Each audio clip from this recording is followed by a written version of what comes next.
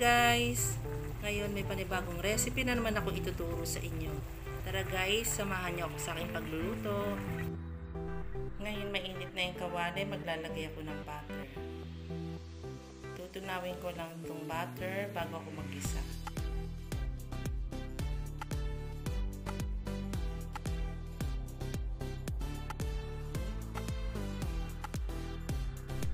Eto, nag-melt na yung butter. Ngayon, mag-uumpisa na ako mag-isa. Ngayon, igigisa ko na itong bawang.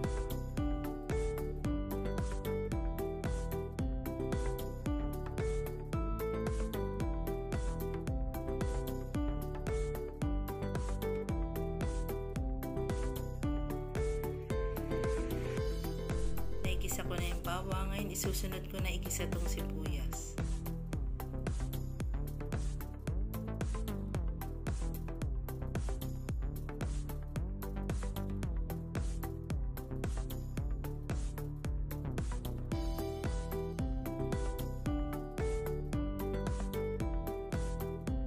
Naigisa ko na yung bawang at sibuyas. Ngayon ilalagay ko na itong pusit.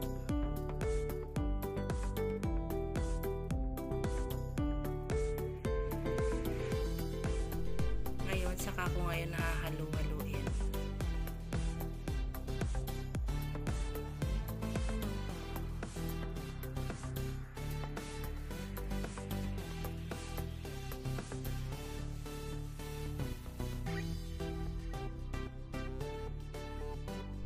Maglalagay din ako ng salt and pepper.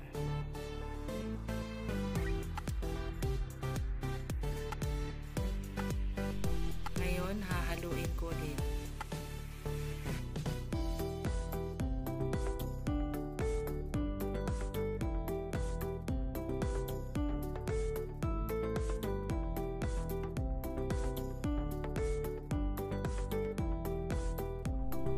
Ngayon, hahayaan ko lang siya na kumukulo ng 3 minuto.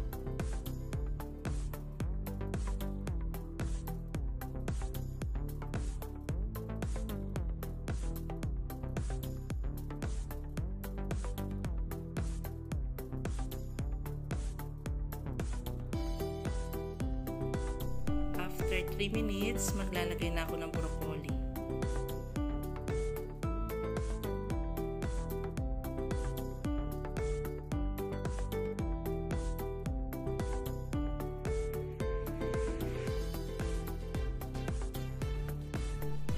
Lalagyan ko rin ng oyster sauce.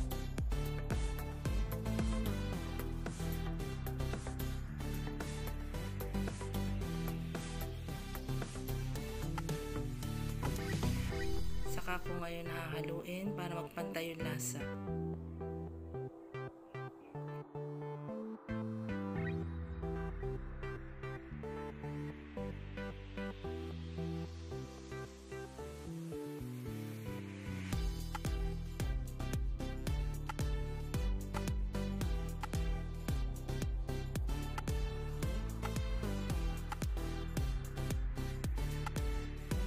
Ngayon, hahayaan ko lang na kumukulo ng mga 2 minutes.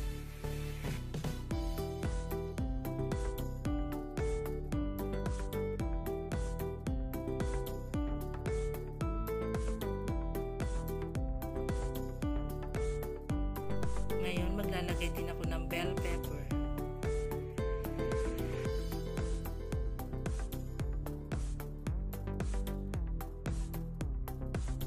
Ngayon, hahayaan ko lang na kumukulo ng 2 minuto.